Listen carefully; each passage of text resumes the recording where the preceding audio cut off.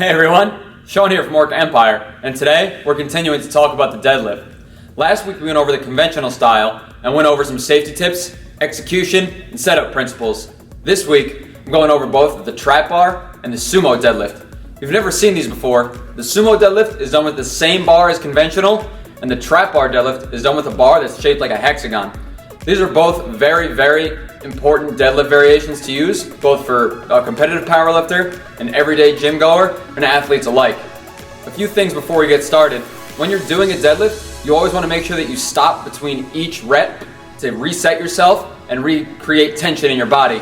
You don't want to keep bouncing in between reps. I mean, it is called a deadlift, right? Secondly, always make sure you have a proper warm-up to make sure your body's primed and ready to go for this big lift. You never want to go into a big compound joint lift movement like the deadlift or a squat per se without feeling like you're 100% ready. That's a big chance to result in injury as well as minimize your maximal performance benefits. So, without further ado, I'd like for you to follow along with this step-by-step video where I break down each key component of the sumo and the trap bar deadlift. Enjoy!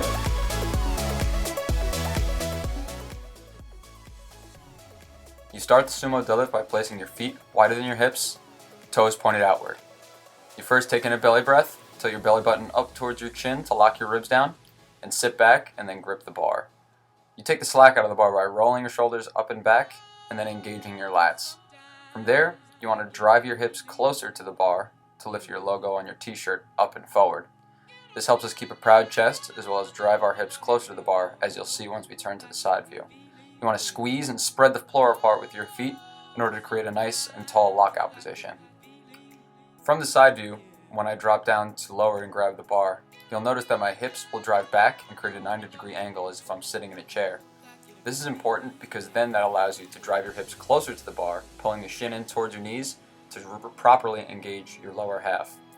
Once the bar comes to a complete and total lockout position, to lower it, all you do is push your hips back and allow the bar to travel straight down to the floor. Then you recreate tension throughout your whole entire body and initiate the powerful lift. Since the trap bar deadlift is done with a different style barbell, the setup is going to be a little bit different. The key checkpoints will all remain the same, with taking a big belly breath, taking slack out of the bar, and maintaining a neutral spine. But here, once you notice when we come to side view, you'll see that we're in much more of a squat-like hinge position when compared to the other two variations. You'll notice that there is more bend in my knees, as well as there is still maximal bend at the hips. It is important when we come to our lockout position that we really want to try and squeeze our glutes here, since we'll be driving through the floor with more dominant muscle groups, our quads and our hamstrings working simultaneously, almost as if you're trying to hold a fart in. To bring the bar back to the floor, all you do is push back your hips and allow some bend in your knees.